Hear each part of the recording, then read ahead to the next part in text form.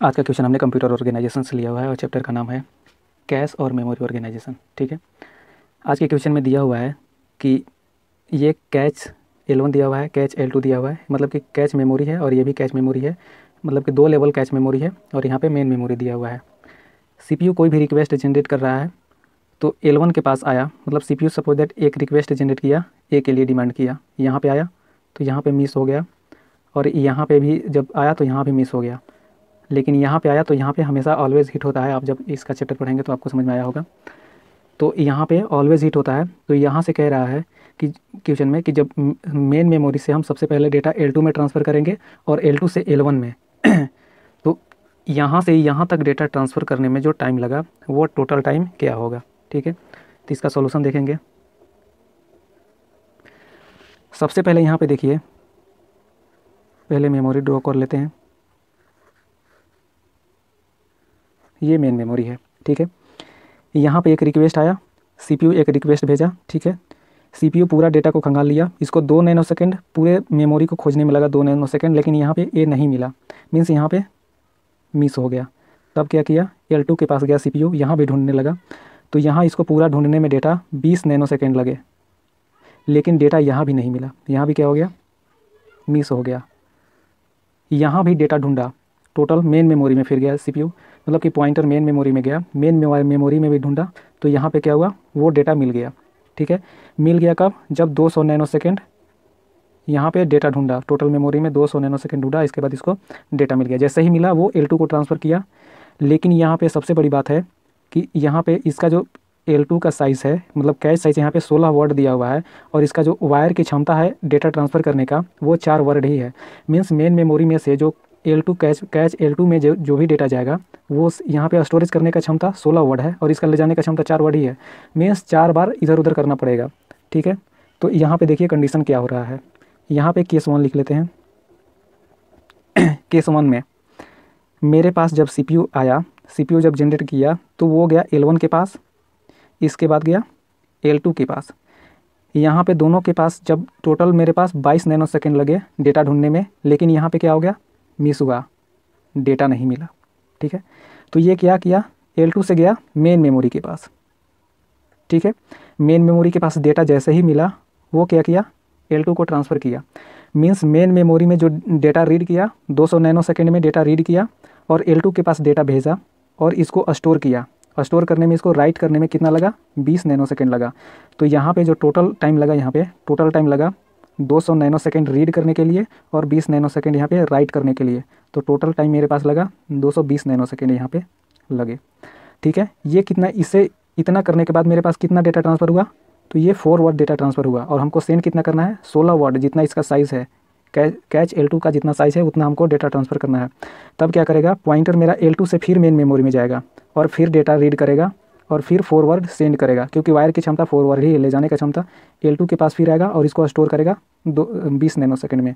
तो यहाँ रीड करने का टाइम और राइट करने का टाइम, यहाँ भी 200 + 20, मीन्स टोटल यहाँ पे जो जितना टाइम लगा 220 नैनोसेकंड यहाँ भी लगा।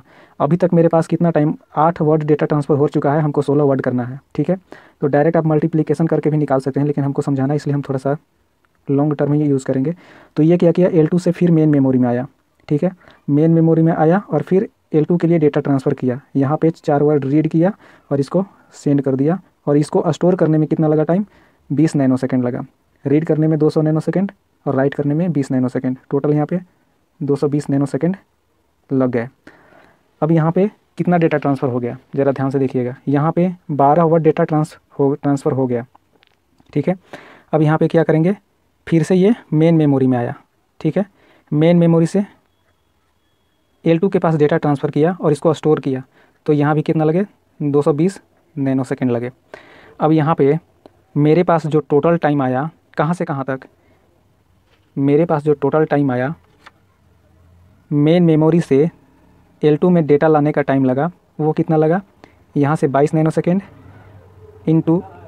प्लस यहाँ पे कितना 1 2 3 4 इंटू 220 नैनोसेकंड, इतना टाइम लगा हमारे मेन मेमोरी से L2 में डेटा लाने के लिए।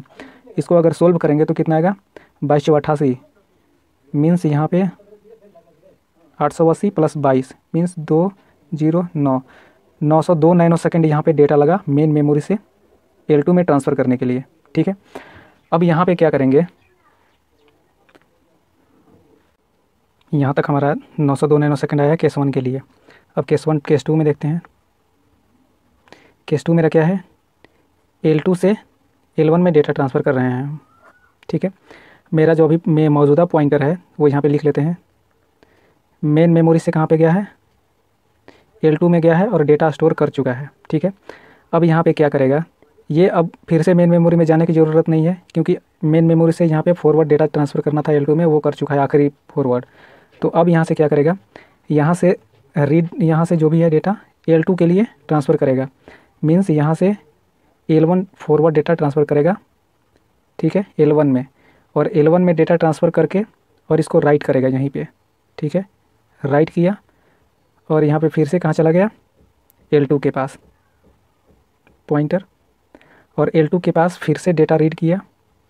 ठीक है, तो ये यहाँ पे ऑलरेडी पॉइंटर था, रीड किया हुआ भी था, राइट किया हुआ भी था। तो इन लोग दोनों का टाइम मिला के कितना हो गया मुझे, 22 नैनो सेकेंड, क्योंकि यहाँ पे पॉइंटर ऑलरेडी था, क्योंकि यहाँ पे राइट कर रहा था तो पहले से रीड किया हुआ था, वही डेटा राइट कर रहा था यहाँ से। तो 1 यहाँ पे भेजेगा तो कितना हो जाएगा टोटल, यहाँ पे 2 नैनो सेकेंड राइट करने के लिए और रीड करने के लिए 20 नैनो सेकेंड। यहाँ पे भी, यहाँ पे फॉरवर्ड भेज चुका है, यहाँ पे भी फॉरवर्ड भेज चुका है L1 के पास। ठीक है, फिर जाएगा पॉइंटर L2 के पास। इन लोग दोनों को देखें तो फिर से 22 नैनो सेकेंड लगे। फिर क्या करेगा, फिर से डेटा भेजेगा L1 के पास और फिर से पॉइंटर जाएगा L2 के पास। ये तीसरा वर्ड डेटा जा रहा है। ठीक है, अब यहाँ पे थोड़ा गौर करने वाली बात है कि यहाँ से जो डेटा 22 नैनो सेकेंड रीड किया, यहाँ से राइट करने में और यहाँ डेटा रीड करने में, और इसको ट्रांसफ़र करके L1 के पास भेजा।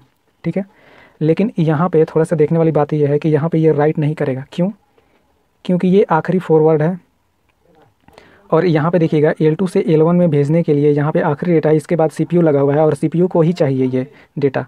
तो ये डेटा बिना राइट किए हुए ये डायरेक्ट क्या करेगा, CPU को भेज देगा। यहाँ पे अज्यूम मान लीजिए कि ये CPU है। ठीक है, तो ये क्या करेगा, डायरेक्ट CPU को भेज देगा, यहाँ पे स्टोर करने की ज़रूरत नहीं है। तो जो मेरा यहाँ पे 2 नैनो सेकेंड ज़्यादा लग रहे थे, और फिर क्या, यहाँ से L2 में भी जाने की ज़रूरत नहीं है, क्योंकि L2 से सारा डेटा यहाँ पे 16 बार ट्रांसफ़र करना था, 16 बार ट्रांसफ़र कर लिया। अब बाकी है CPU में जाने का, तो CPU में ये चला गया डेटा लेकर पॉइंटर। तो हमारा जो टाइम है वो ट्रांसफ़र टाइम है। तो यहाँ पे टोटल यहाँ से जो मेरा ट्रांसफ़र टाइम आया वो कितना आया, तो यहाँ से मेरे पास 66 नैनो सेकेंड जो है ये टोटल ट्रांसफ़र टाइम आया। ठीक है, और मेरा केस 1 में आया था 902 नैनो सेकेंड। तो केस 1 और केस 2 को मिलाएं तो टोटल ट्रांसफ़र टाइम अगर हम देखें, टोटल ट्रांसफ़र टाइम देखें तो कितना आ गया, 902 प्लस 66। अगर इन लोग दोनों को काउंट करें तो 869 968 नैनो सेकेंड मेरे पास टोटल टाइम आया डेटा ट्रांसफ़र करने के लिए। पहले तो हम लोग मेन मेमोरी से L2 में ट्रांसफ़र किए 902 नैनो सेकेंड में, और L2 से L1 में ट्रांसफ़र किए 66 नैनो सेकेंड में। तो मेन मेमोरी से L1 में आने के लिए टोटल टाइम कितना लगा, 968 नैनो सेकेंड लगा। अब हम इसको ऑप्शन से मैच कराएंगे तो हमारा जो है ऑप्शन डी मैच करेगा, और यही आंसर सही भी है। दोस्तों, गेट का जितना भी न्यूमेरिकल है उसका सोल्यूशन जल्द से जल्द पहुंचाने की कोशिश कर रहे हैं। चैनल को सब्सक्राइब कर लें ताकि कोई भी नोटिफिकेशन आपसे मिस ना हो। Thank you.